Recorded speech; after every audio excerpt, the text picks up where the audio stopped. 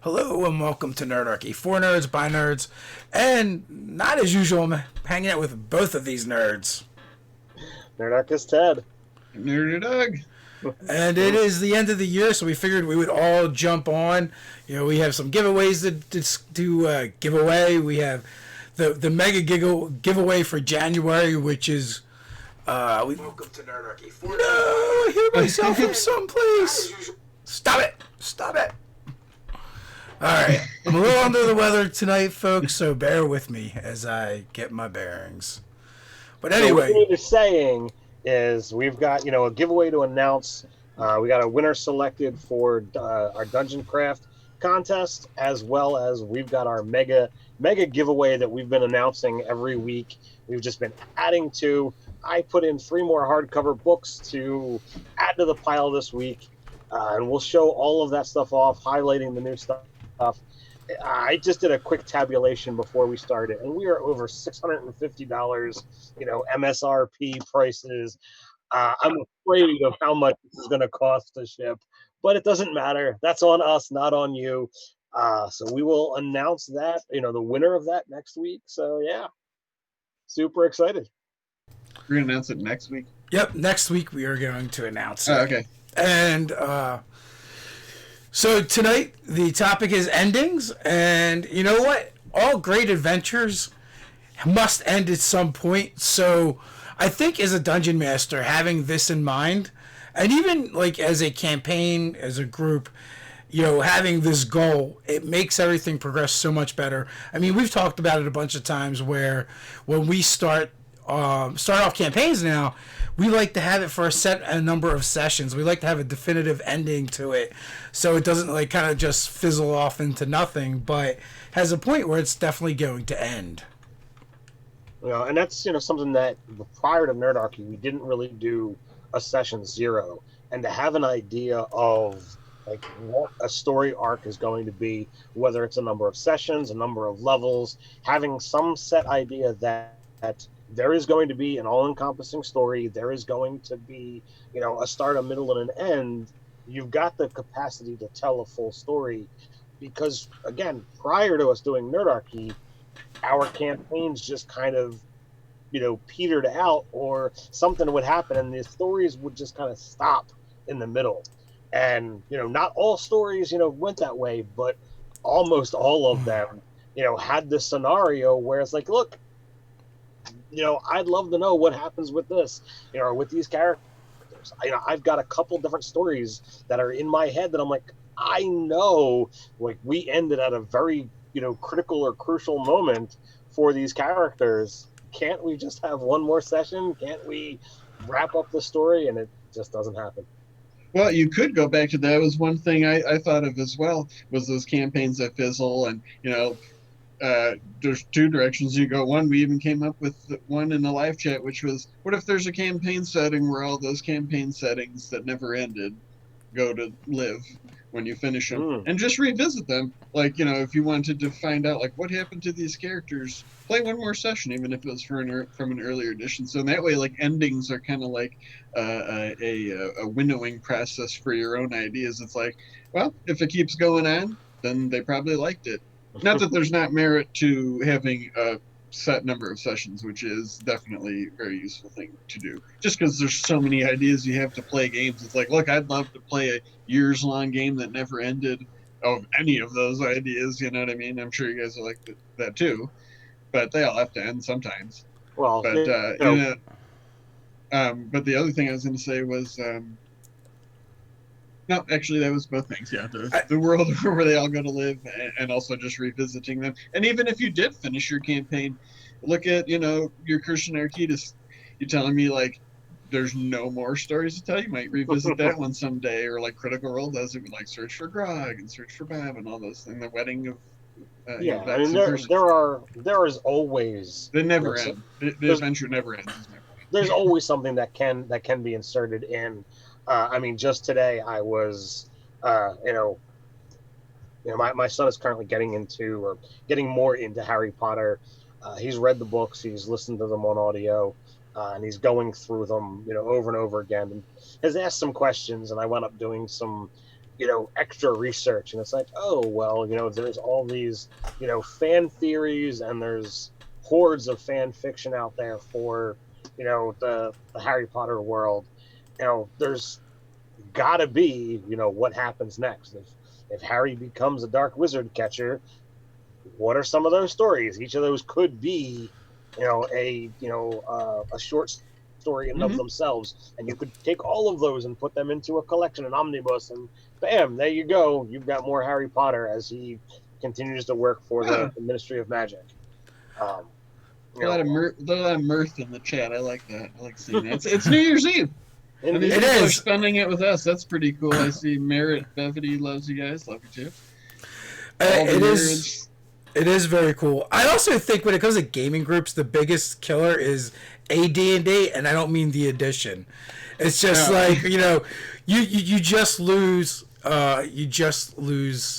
focus on the game you're playing, or a lot of times you have the case of the forever DM. So even if the players are kind of having fun, the DM gets bored with the story or whatever's going on, and wants to try a different idea out. Or someone else maybe takes over the reins, giving the DM a break, but that game stops and the new one starts, so you never come back to the new Hmm. one.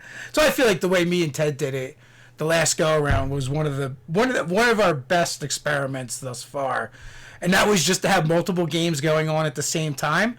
So no one a game ever stops, but at the same time you always get a break, so you're never getting completely burned out either. My game, my home gaming is just a series of endings. Actually, I look at everything just like I look at every day. It's like you never know when it's gonna end or continue. So I just look at every game session like a one shot.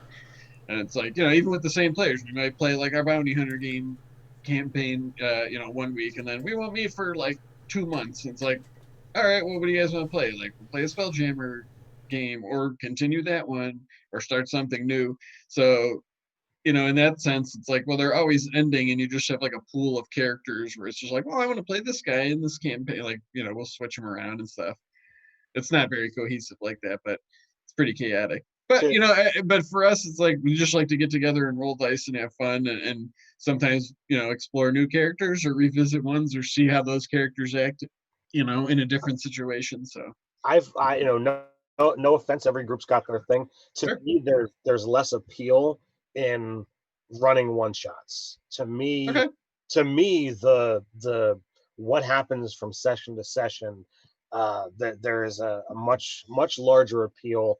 Telling them the more, I hate to use this word, but the more grandiose story, the long campaign where you've got the chance to add highs and lows, insert characters that or insert elements that are attributed to a particular character.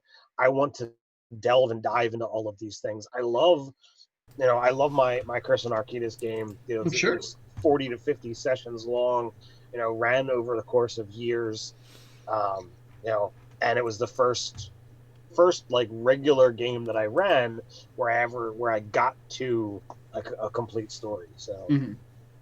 Well, and that's something I thought about too. It's like, well, endings, are the stories that we tell. I mean, they are these long, extended narrative stories, similar to like a long book series or movie series. And it's like, well, I mean, sometimes the speculative ending that you have in your imagination for those characters might be more fun than when you get the thing that, you know, you were planning on all these years, and whatever. I mean, there's like Avengers comes to mind, and like the Star Wars saga, whether you like them or hate them. right, and Like it's a lot like a campaign where it's just like, wow, that was it. Like that was the end of it. I Okay. and one of my favorite games, uh, you know, it had that ending when I told the players that was it.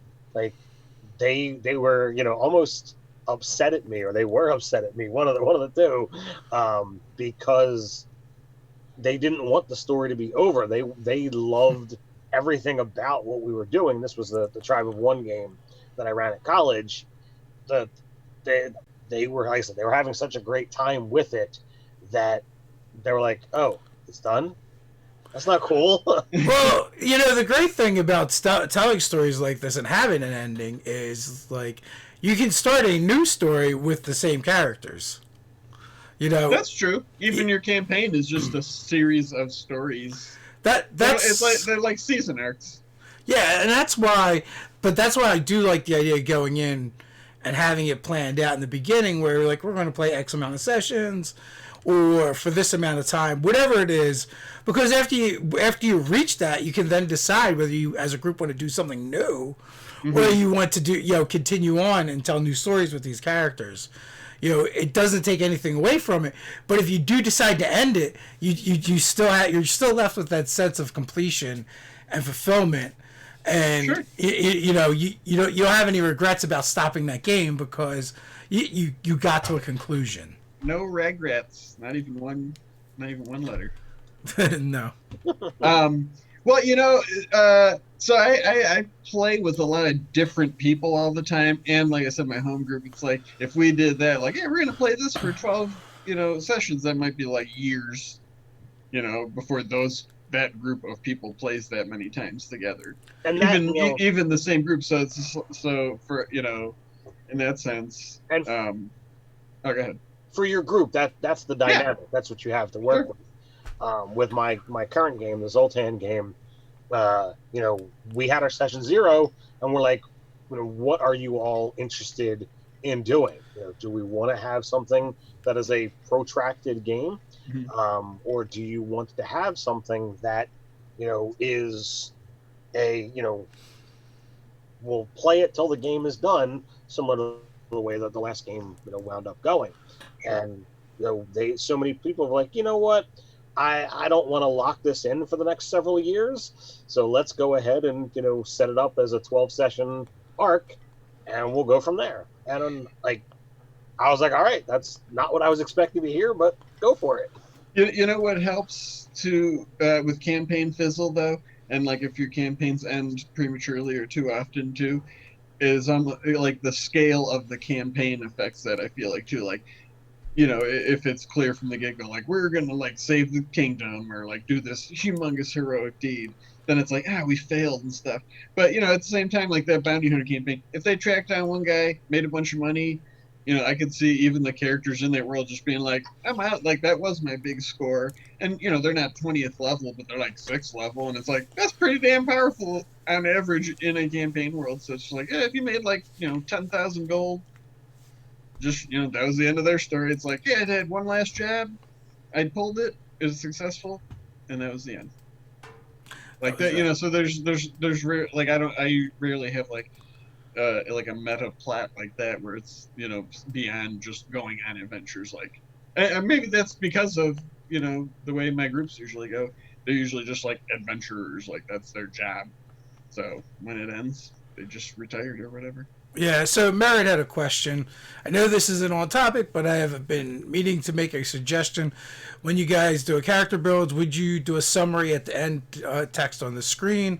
So, I mean, we felt like we kind of covered that by putting a link to the character sheet as well as the DM's Guild Pay What You Want character build guides, which, I mean, you could pay nothing if you want. So, so we feel like the summaries are there plus some. Mm-hmm. Yeah, I actually feel like those enhance the video because it's sort of like the video is what you do first, and they kind of like laying out your ideas, and a lot of the or not a lot, but there's always a little bit of inspiration that happens during the video that gets then captured in the CBG, as we like to call it, around the Nerdarchy HQ. And, so it's actually like enhances the video. I think it's makes it and the fact that we have the NPC in there as well, so if you happen to be a DM as well as a player, you've got something that you can use. So that little bit of extra. Mm-hmm. Those are a lot of fun. So do we want to announce the winner to the Dungeon Craft, or do we want to like show off some stuff? I mean, we can do the giveaway, if you will. So Ted's going to show off where we're at for the giveaway that's going to be announced in January. It keeps getting adjectives. It's like the year-end mega treasure hoard giveaway ultimate. It's a lot of stuff. It is a lot of stuff. This was, this just started off as a way to sort of like, thin out the treasure hoard that was amassing down there, and it just kept growing into a big thing. So it's pretty exciting. All right, so we do have a copy of Dungeon Craft. There's actually two here. One is part of the massive giveaway, and there's one that we did a Gleam contest for. Are we doing the announcement for this by itself or the whole pile? Let's do the whole pile, and then we'll go back to that. So I'm going to go through this pretty quickly. As I stated, I kind of did some quick math here, and we're over $650 worth of stuff. But you are getting Dungeon Craft, a Froghemoth by Pacesetter Games, Starfinder Beginner Box. You've got the Pathfinder Adventure card game, the core set, nice catch, and the Curse of the Crimson Throne. It's gonna be. I was like, he's gonna be buried. All right. So, from Necromancer Games or Frog God, you've got the Book of Lost Spells. You've got the Game Master Toolbox, Ultimate NPCs, Skullduggery from Nord. Awesome. Yep. That one's from Nord. Awesome. So from Pathfinder, 2nd edition, you have got the core book and the bestiary. Just these two books are over $100 by themselves. We haven't even gotten to the, You get the plushy mimic. You get the plushy boule.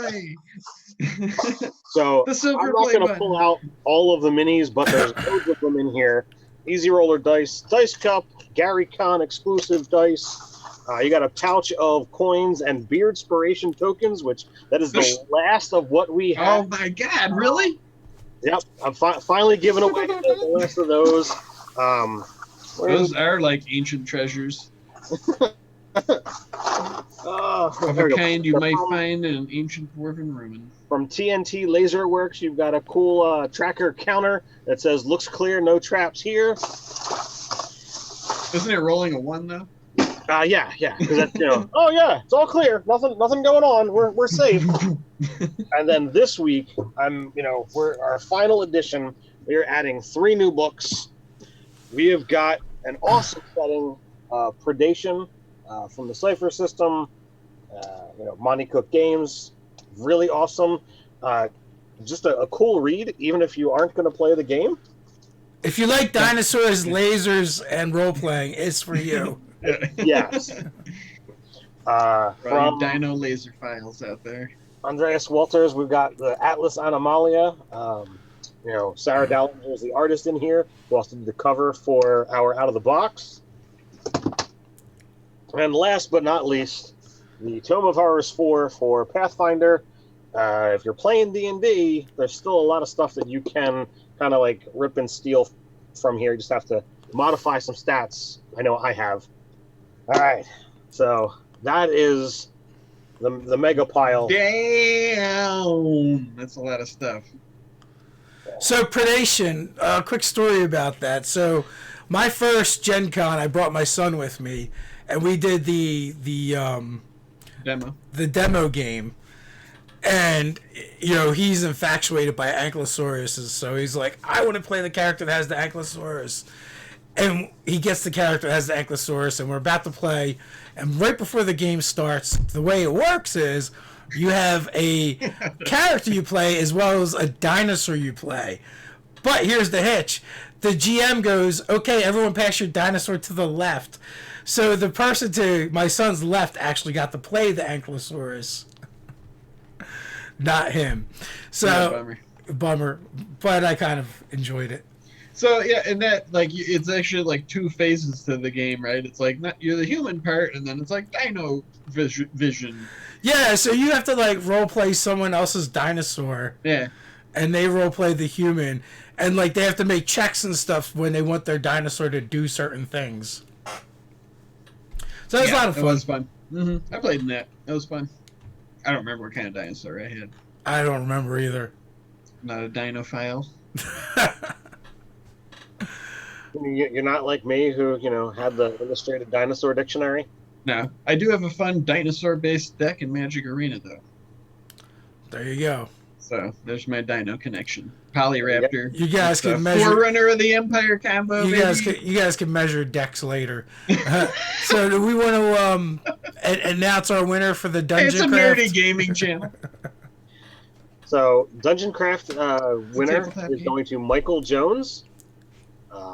Dave has done the screen grab and gave me the email address, so I will be contacting you probably tomorrow with a extra Happy New Year greeting and hey, the address so I can send it your way. Yeah, you've been hyping Dungeon Craft since like day one. You love that thing. Oh, I do. I've been pretty much every session I've run since I got the set. I've used it. They're really great. They're easy to throw out. It's like 1,000 pieces, right? But, Yeah, you just use them once and then throw them out. You buy another one. Isn't that how it works? Use the affiliate link though. but do. they're double-sided. They're, I believe, dry erase or wet dry erase, one of the two. As so you can easily make additions on what have you. I actually had a cool conversation with those guys over at PAX Unplugged. Yeah. So I'm like, hey, I want to do this, and he's like, well, this is how we've done it. And I'm like, that is not something I had thought of. So I've got some. Yeah, and they got the Hell or High Water one too, right? Yeah. That looks pretty sharp. Mm-hmm. Also, Ted glossed over the minis, but there is a stack of minis. There's over a dozen, I think. Yeah, effing cool. 17 packs of minis. Yeah, there's a lot of packs of minis as well. And they're all metal, too. So if you're into the metal, it's awesome. If not, whatever, they're free minis. Give them away to your friends. I know some people are like really into metal and some people are not. But, painting's not my thing, so. I'm not into the minis. It's like sort of tied into the idea of endings with your campaign, and also like the theme of this live chat, and it's New Year's Eve. I was thinking about all day too. It's like, well, a lot of times endings, it's just like, well, that means you're moving forward, something's ending, and there's new stuff ahead too, and that's at the end of the year here. I mean, every year we always have like, okay, this year we're going to do this coming in the year. So, whether it's your game or your real life, the endings of things is just a good time to like kind of refresh yourself or your game or your campaign or whatever. That is true. I mean, every year we switch things up, we make changes. Mm-hmm. Going forward this year, this live chat, speaking of endings, is going to go on hiatus for a while. We're still going to do the Monday night live chats with the patrons. We may even open that up on occasion to the general public. But for a bit, we want to focus on some other things here at Nerdarchy. We want to focus more on creating products. And that's the direction we're going to be really moving into, I think, in 2020. Mm-hmm. So we hope to have lots of cool stuff for you guys to buy. And using that extra hour each week, even an hour, to make sure Nerdarchy, the convention, is just balls to the wall, because it's getting cooler every day. And I think I really want to put, a lot of focus on that heading into. Speaking of that, I think I'm going to make an announcement here that we haven't made publicly yet. Okay. Ben from Puffin Forest will be attending Nerdarchy the convention. Woohoo! That is awesome. Yeah, so that was a great get. That's a long travel for him too. I think he lives in California, West Coast, somewhere. He came out to PAX Unplugged, and I was having a conversation with somebody else, and like he called me out. He's like, "I know you." Oh yeah. I was so surprised to meet him in person because he's so tall. His cartoon avatar is so little. Yeah. Hey, if we can get Nate the Nerder, Kanata, Megan there, and Anthony could play a Spelljammer reunion. I did leave it on a cliffhanger. Oh no. So that would be pretty cool if we could make that happen. Yeah, that would be really cool. But related to the Patreon and the giveaway, I think it's only fair that we actually tell people how they could get access to that giveaway because there is still time. Oh yeah, I guess there's that too. So if you want, as Dave says, we're going to be, putting the Tuesday live chat on hiatus. So if you want to still, kind of hang out with us once a week for that full hour, there is the Patreon hangout on Monday nights. And you have to be a patron in order to get access to that. But if you're a patron at $1 a month, you're going to get access to the live chat. But you're also going to get access to our monthly giveaways, as well. So you'll get just that. Disclaimer though, it is not related to YouTube, Patreon, or anything else. And you do not have to be a patron to enter our giveaways. I was getting to that. You can also go over to our website, go to the form section, download it, fill it out, mail it out, send it to our P.O. box, which the information is on the website, and you can, get it in there. Every month, too. Yes, you must do it every month. Fill it out. You can do it. Yes, it's true. We make it a pain in the ass. On purpose. Are we allowed to say that? A requirement. There must be a free way to get involved. But in case I guess if you missed any of that, you could just rewind this on the VOD. But we also have those posts public on the Patreon too, so you can check it out. Adam, I wish. I don't even think they know who we are. Yes, they do. Hey, they sent us this Christmas gift. Well, that's true. We did get. That's just a PR company. We're on a list. Hey, Greg Tito's name was on it. Oh, you got a different shirt? Yeah, mine just says Dungeons and Dragons in kind of weak gray print. Oh, really? This is like a shimmery gold. Yeah, I don't know. This is what they sent us. And wow. I got 2 minis. Yeah, we only got 1 minis. I got the gazers. I got 2 gazers and a Spectre in the pack. I guess we know who they love the most. Who their favorite kid is. I'm the stepchild over here, I guess. They're like, where's all these Amazon sales coming from? Nerdarchy.com. Isn't that what that Nerder Doug guy does? So Ted's just gonna get more minis from me anyway, because I'm not gonna. Yeah, I'm gonna give him mine too. And who knows? They might end up in the giveaway pile next month or whenever. Nah, Ted does like to paint some minis. Well, I want to actually, Doug. I talked to him, earlier, and he's like, well, I don't need the spectators and gazers and whatnot. I'll send them your way. And I'm like, well, Santa Claus can get some minions. Yeah, you could totally do. Do you have him handy? I do. He's right up here. I am very happy with this guy. That came out so great. So while you're on the chat here, Dave, I said this last night, but thank you for challenging me. As much as I was cursing you doing it, you're like, oh, Candy Cane striped the eye stalks, and I'm like, curse. That's so difficult with how bendy and twisty they are. But I love this mini. Oh, they're detached, right? Some of those detached, so. 4 of them do. Well, it gives you a little more room anyway to work. Yes, yeah. I actually did. I did paint the 4 off, and that did give me a little bit more wiggle room. Well, I'm glad I could cause you angst and push you. I don't even remember saying the comment. But I had seen someone else had made a Christmas beholder, and they had made him a cool little hat, just as my wife had done. But they had glued cotton to his lower jaw to be like, hey, he's got a fuzzy beard, and I'm like, I don't want to do that. I didn't think it looked good enough. But there is just this, really nice spot here along the jawline that could just as easily be a cool white section of beholder. I'm like, what? That's the beard. I'm doing that. So I know it's going to come up next year at some point. Beholderlings. Yeah, we were talking about last night. That's like Santa Claus. The legend maybe is that this night of year he'll go around and bring presents to all the little gazers around the world.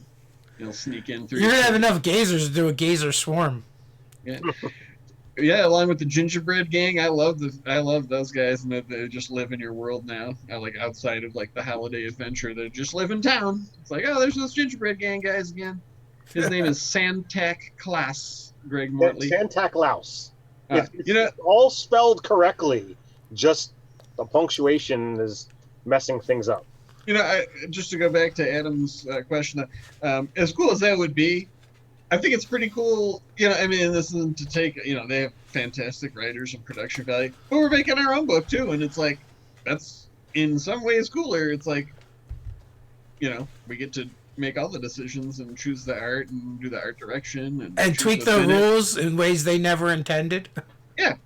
So, I mean, one of our best-selling products is Hit Dice to Heroics. Yeah, the best-selling for sure.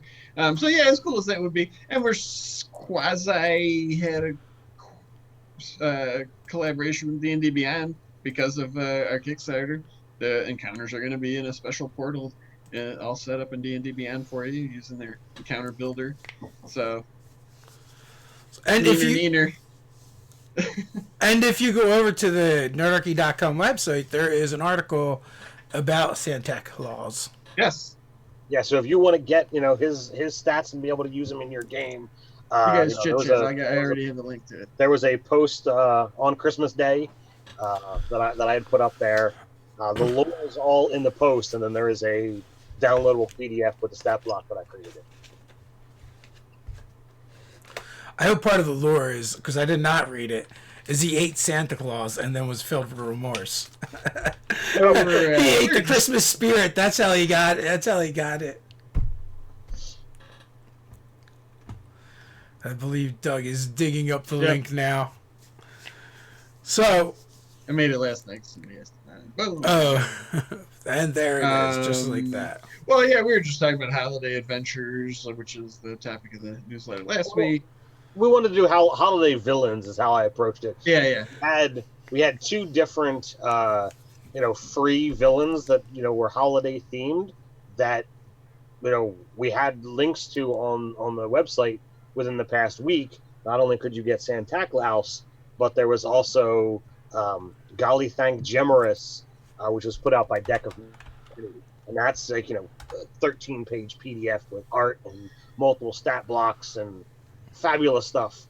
Speaking of endings, your ending to that campaign just took my breath away. Actually, with the Ovan, the stove golem, that was a perfect ending, kind of twist ending to that one shot. Yeah, right. That was just a one shot, wasn't it? Yeah, that was just a one shot. That's what you can get away with in one shots if you do more of those. Just like boom, you just throw everything into it and. I have no idea what you guys are talking about, so I suspect neither do the people listening. Yeah, he has a mini that is a furnace golem from his holiday-themed adventure over the weekend, I believe. So and that was actually the cause of the gingerbread people.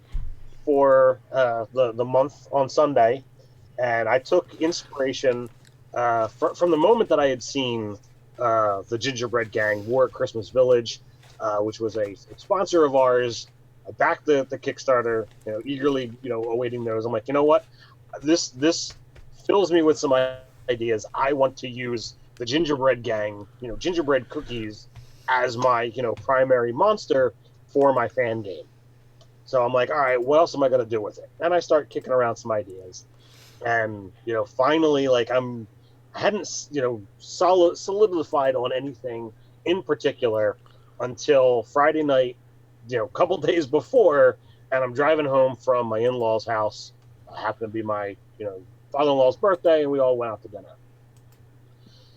So my wife and I, we just start chatting back and forth, and I'm like, all right, I want to do this, I want to do that. She gives me some ideas, and we settle on taking inspiration from Beauty and the Beast, The Sorcerer's Apprentice, and the Gingerbread Gang, and that when the apprentice wound up making these cookies to give out for the end of year festivities, he wound up using some ingredients from his master's magical laboratory. He rolled the cookies out on the lab table without cleaning it. So the mixing bowl, the mixing spoon, the table all became animate. And when they cooked in the oven became animated and sentient, just like the cookies. So after the cookies were all tied up in ribbons and passed out to everybody in town, that's when they decided to, wake up and start attacking people. Scared the villagers, sent them running, and that was kind of the beginning of the adventure.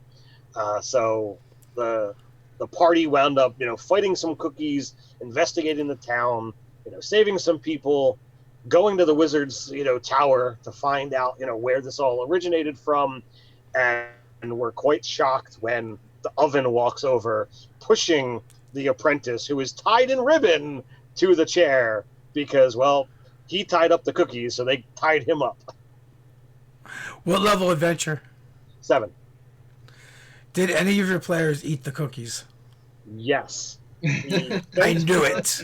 The centaur barbarian druid wound up, wild shaping into a spider, and he used his bite attack, which wound up killing it. So I'm like, all right, do you just chew? And because, number one, I love the wild magic table. It's very, very useful in so many different ways.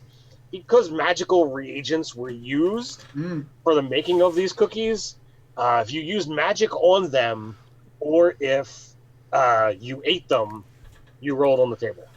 See what would happen. And what happened? So the spider wound up emitting a bright blue glow for the next minute.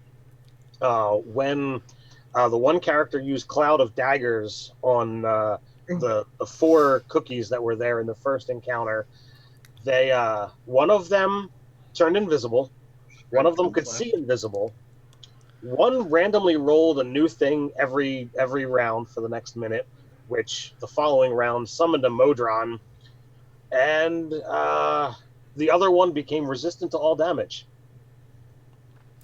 No fireballs. No random fireballs, unfortunately. But, I thought it was a fun adventure. It was a quick 2 hours, and everybody seemed to enjoy and were quite flummoxed when it's like, yep, the cookies attack people. Sounds like it. So, what did you use for the forge golem stats? So they didn't actually fight it; they negotiated. But I took a stone golem and was prepared to up its mentals to a little bit better than standard human, not the ridiculous negatives all over the place that would be there. And I was going to take away the slow power and give it like a fiery blast, kind of like a cone attack. Like it opened the door. Yes. And then for the cookies, I kind of switched the strength and dexterity around, but I just used animated armor. Okay. They're small and they're fast, so that represented their significant armor class. So I just want to say thank you to Mario Sack for thank you, sir. For the super chat. Does this mean Christmas cheer is an infectious disease that could potentially infect other beholders of some sort of virus that controls the beholder body itself, acting against its will? I like to think that Santa Claus is a mythical beholder that goes around on a special night for all the little gazers.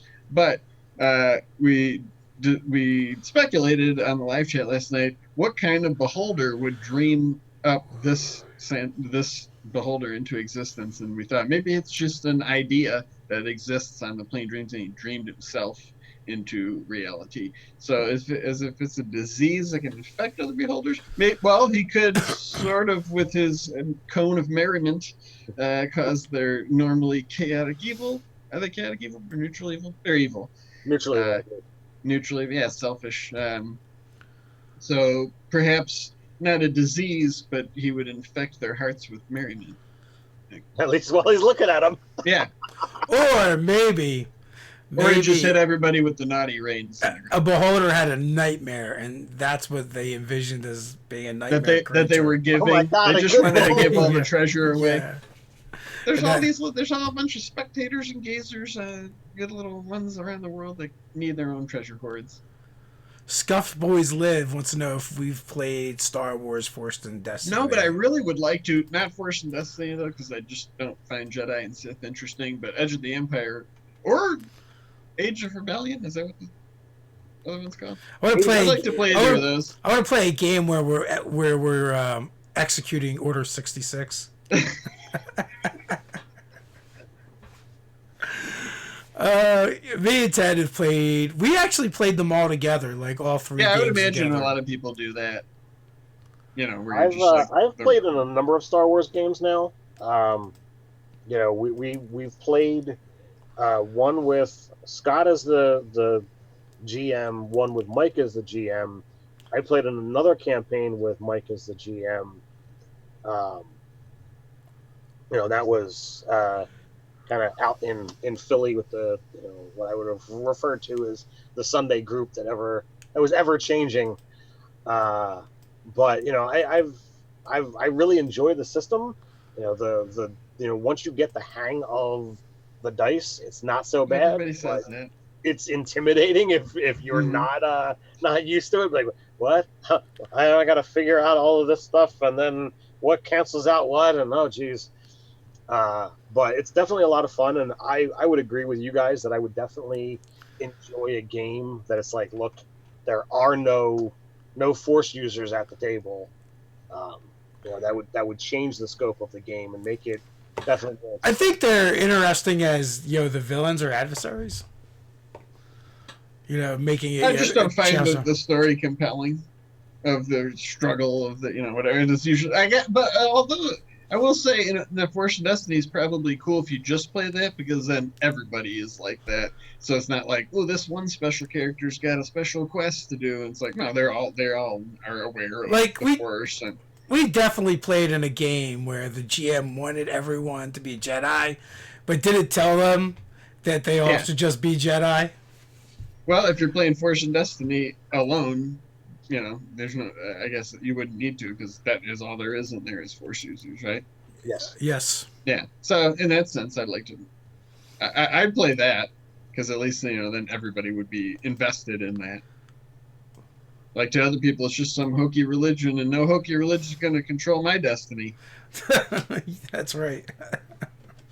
So I mean that all comes down to being on the same page with your GM, and we should have open communication between players and GM to players, so that everyone has that same expectation. If you want your players to be Jedi or Force users, tell them. If you are I can imagine if you didn't tell them and you had this whole campaign about like going on a Jedi quest and none of them were at all. Like they wouldn't even know what the Force was. Right. Like, I played a character who was just an engineer in Mike's other game in the Sunday game, and like it was incredible to just be like, all right, I've got like I can't do combat to save my life, but the system is so open to, hey, there's an access panel over there, what can I walk over and make it do? I was more destructive than other characters in the game that had been built combat because my character was so advanced in engineering. It's like, all right, I hit some buttons on a keypad and things were just dying. Works for me.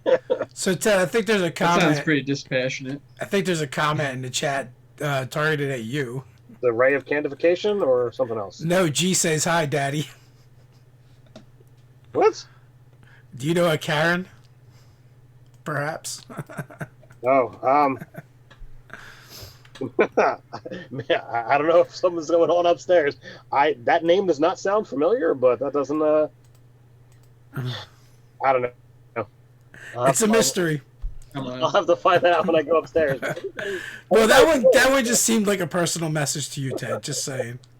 Yeah, that would be so, but my family is upstairs. My wife, so. You think G has already broken out and is on the run New Year's Eve, her first. Well, there was talk of heading over to Camden and gonna watch the midnight fireworks from midnight fireworks. Yeah, Philly sets off fireworks at midnight. Oh, that's pretty cool. And we were debating after this was over of driving over to the waterfront and just setting up shop for a couple hours waiting, but the family vetoed it. Just sneak out. It wasn't that important to me. It was something that was put out as a possibility. Yeah, so the ending of the hey, have you ever had characters in a game that made like resolutions or anything like that, or do any kind of New Year's traditions in your game? As a New Year's tradition, I don't think so. No. Bad I stuff has guess happened. characters People are make like, I'm not going to do that again. But that's true. An ending to a kind of behavior in a game, sure. Yeah, certainly that's happened plenty of times over the years. Well, I don't know. I think in Tez Curse of Narcitus, my character did vow to destroy the dagger. Okay, but and it in a wasn't way, like it a happened. sure. Well, the dagger doesn't exist anymore. But, yes, as I said, in a way, it happened. Well, this is, actually another thing I was wondering today too, because I was, thinking about this topic is with those campaigns, like, well, you had yours going on a long time, you did end. Dave, you're still lingering on with one more Limbo. session. Is there any kind of like do you, pressure to like, knowing it is the last session? I mean, you had sort of, I don't think you set out to do 50 sessions, right? It was just to get to 20th level and then do a Yes. final It was session. finish the game. Yeah. Yeah. So, do you feel any kind of pressure like, boy, it's got to be like, you don't want it to be a dud or anything like that? Any kind of pressure Well, in that sense from the players? definitely, we have made it to 20th level. But there is the The scenario complete. of finishing that one last session. And at this point in time, I'm kind of laughing of like, all right, my current game has 2 sessions. It may You've done a finish. whole nother- No. Yeah, it may finish sooner. Yeah. So who is going to finish, first? So I'm not gonna, it's not an insult. It's just kind of an amusing statement. The players in the game have had some issues, and that's, completely fine and acceptable.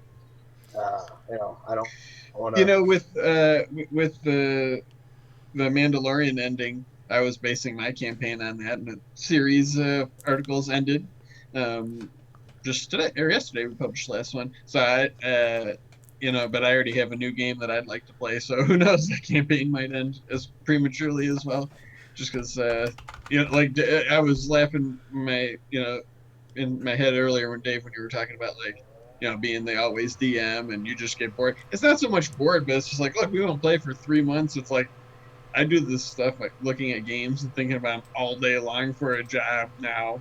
So, in 3 months go by, it's like, I don't want to play that anymore. I got a different idea. And they don't mind. They just like to play games. And they get a kick out of reading articles about their characters here and there online. So there are always a series of endings. What are you going to do? What are you going to do now that, the Mandalorian's done? What's your campaign going to do? I don't know. We only played like 2 times. So, I mean, there's plenty of, time left to do. They didn't even catch the guy they set out to, or person they set out to catch.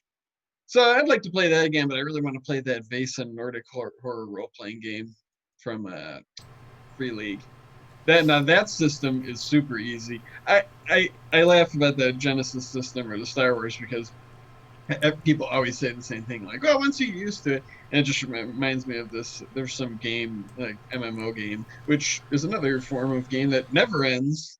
And they just keep rolling. But I remember it was some kind of like spacefaring game, and even in like the rule book, it's like after about a year of play, you should feel comfortable with the rules and mechanics and stuff. It's like, what, a year? Like I got to invest a year of playing this game to just be able to like understand how to play this game. That's crazy. And I'm sure that game doesn't take that long. Which game is that? That I'm talking about? It was some computer, like an MMO, like a starfaring one. It was just like super complicated. It was like really realistic, so i.e. like meticulous and boring. It's just like running a business. Like, yeah, it looks fun when you look at the graphics, but it's just a lot of repetitive tasks every day of monotonous stuff. So, to get going. Electric Boogaloo has a question. Sadly, it's never really come up in any of the games I've really worked with. But have you ever had a staff of the Magi in your campaign or someone else's, and what happened? I'm fairly sure they've appeared throughout the different games I played. They got used. I mean, nothing really. It's just a powerful magic item. I'm pretty sure the Retributive Strike happened at least once too. I think you've told stories at least one time or so on the channel about you breaking the staff over your knee. We Oh played yeah. through all of the Dragonlance modules for first edition AD&D. There's definitely a Staff of the Magi in there. And we didn't play as, we played like that story, but as our own characters. Like nobody was playing Yeah. Raceland and stuff. But there's absolutely a Staff of the Magi in there. It's got the dragon claw and the gold. I mean, that iconic look of the Staff of the Magi is from that book. You know what I mean? Like Raceland's Staff of the Magi with the gold dragon claw and like that multifaceted crystal orb on top. So yeah, we definitely had all that. How do you pick concepts for adventures? Ooh, that's a great question. With all the options available, how do you compartmentalize? Thematically, I guess, like that's with that bounty hunter campaign, that was the concept. It's like they're bounty hunters, they're going to have a job, and that's what their adventures are going to be like. And another campaign, it's like it's more lighthearted. Like they're in an adventuring guild that just they send them to different places, and it was like you're at the dungeon door sort of thing. Or that's in Just Quest. That came purely out of the session zero. I haven't told that story. So yeah, I had all these space-faring, swashbuckling themes, or like I looked through all the old Spelljammer modules, like Under a Dark Fist, which was like these people from like this wolf nebula who had like wolf ships come through and invade the rest of the galaxy. And then when we were having session zero, they just were like, well, what kind of food do people eat on these ships? And like, what kind of food do people eat on other planets? And, they're aliens. Would we think that, the guy that looks like a lobster man is dinner? Because he's like, that's what we eat on there.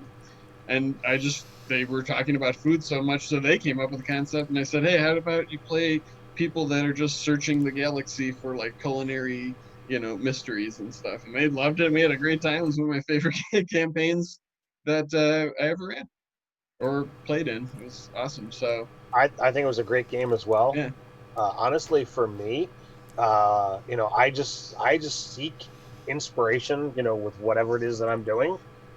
yeah. So like with my current game, knowing that I've got a whole bunch of veterans at the table, I gave them three topics. They picked they wanted to do a 12 session story arc. I'm like, all right, you've got war, you've got new magic, and I forget what the third one was, but I gave them three choices, and they said, okay, new magic, and I'm like, great. I'm going to make this, magic user as your, and I didn't tell them, but in my head, it's like, you got this magic user that's going to, have access to magic that they're not familiar with. I'm going to play around with things. I'm really going to get into um, the old D&D concept of the crazy wizard did it, because number one, I love making new stat blocks. I like making monsters, and I'm like, well, how better to do that than to have the crazy wizard did it be the crazy Oh, wizard? why? Yeah, that's okay. That's a great concept. He You know, is the crazy wizard that you've heard about. yes, he is the crazy. That's Um, pretty funny. you know, and I've been having a lot of fun, and I've been challenged and taken in crafting different directions as well, because I've actually made new monsters, stat block, and whole cloth mini to put on the table. I've even got a cool guy behind me that'll see play before Hmm. the end of this campaign. I've actually got the crazy wizard over there, all painted and ready Oh, to cool. go. For when they eventually get to fight him. So Uh, the P ribbon that asked that question had like a father said they've never ran, they've barely played, but they introduced people to the game, I imagine, and now they've been elected as the DM. So as far as like, you know, I guessing like how do you pick ideas and know what to go with? Just throw everything that sounds cool about the idea that you have into your notes.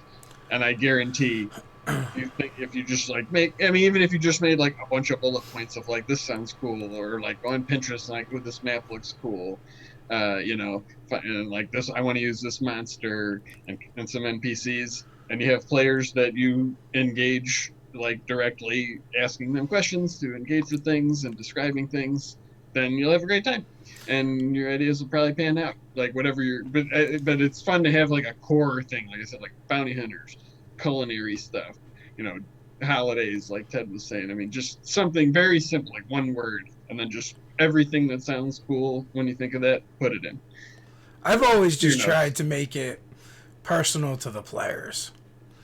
I feel like if you can connect to some of your players with your threats and your adversaries and your plots, they will charge headlong into them without any hesitation. You know, the most successful campaigns I've run, I've just tied them to what were the players about, what were they into. You know, the game that we talked about that seems to never be ending, with one session left.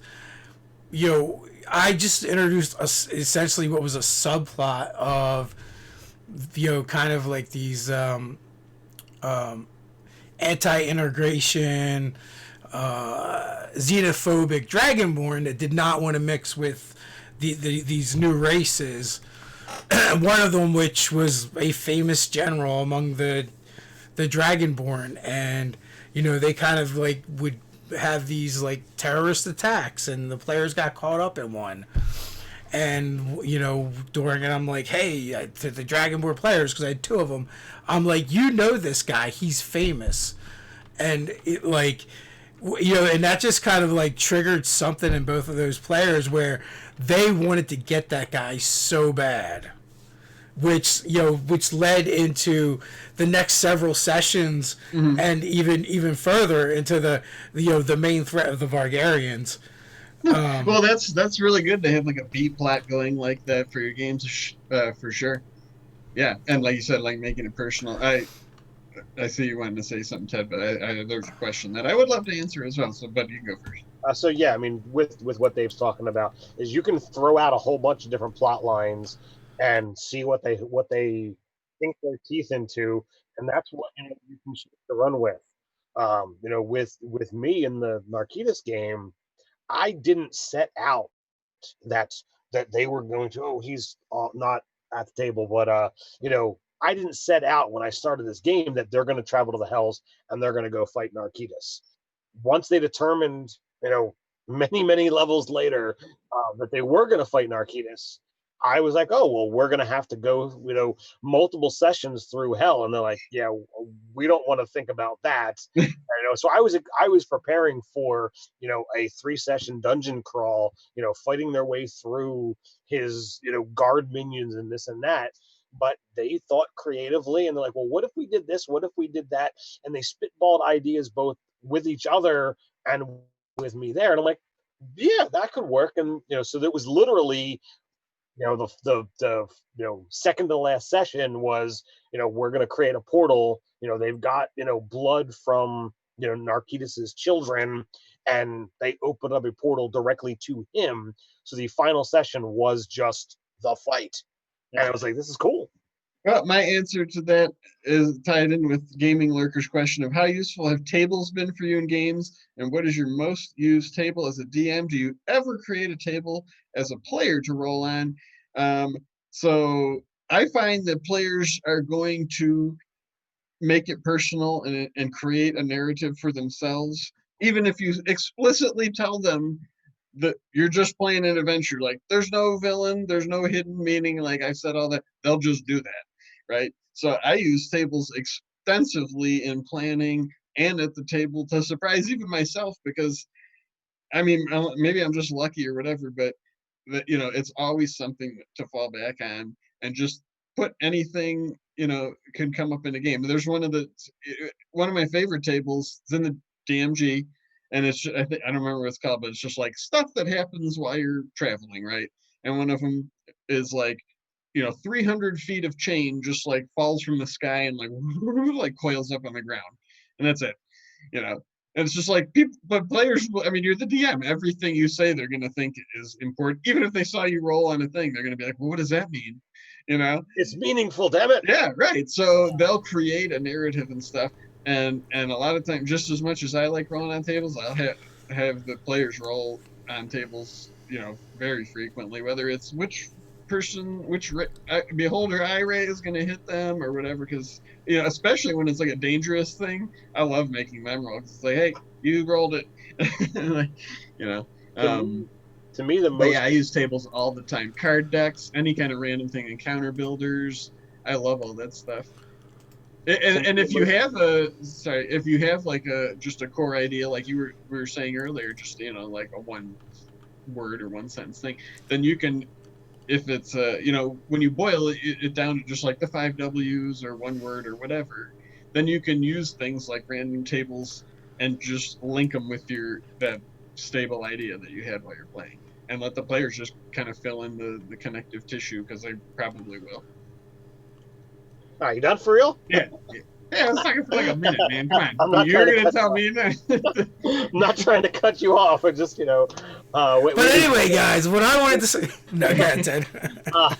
So I didn't used to be a random roll guy, and the more improv stuff I've been doing, the more random rolls, kind of become important. I have used the wild magic table a number of times to represent different crazy things happening, and I enjoy the antics of that, because you don't know what's going to happen. It's really bad or really good or somewhere in the middle. You never know. The most used table on the DM screen is the random name generator. You can just go through the 3 different pieces, because sometimes I just can't. My brain is running in too many different directions, and I need a name. But I did recently find a book, and it's over there, not within easy grasp. But there's a book that's all full of random roll tables that I've recently added into my. If I'm going to DM, I want to have this, But it's like got items in an inn, items in a wizard's laboratory, male names 3 different pages, female names 3 different pages. Wow, that sounds like a great resource. So I'm like, this is a good book to have, and there's like a whole series by the same company that I picked up on Amazon, and I might eventually grab some more once I fully get through the holiday season and what have you. But I definitely think that the tables are incredibly useful for improv GMing. If you're not let me spend hours prepping and planning every possible little thing, let me roll all of this. If you've got the resources and you've got the tables that are at your beck and call, that you can just be like, all right, I'm going to roll a quick die, and this is the table that I'm going to. It's super helpful. Well, it is that time. Hey, I will let you know, if you send us an email, nerdarchy@gmail.com, with a GM 911 or a question, and we decide to tackle that in a Patreon only live chat, we will send just you the link to that live chat, so you can either catch it on the recording or you can catch it live if you're available. But we definitely do offer that. So with that, we hope everyone has a great, happy New Year's Eve tonight. Be safe, be smart, don't do anything stupid or crazy, or at least don't get caught. Stay safe, have a good time, happy New Year's, and until next time, stay nerdy. Stay nerdy.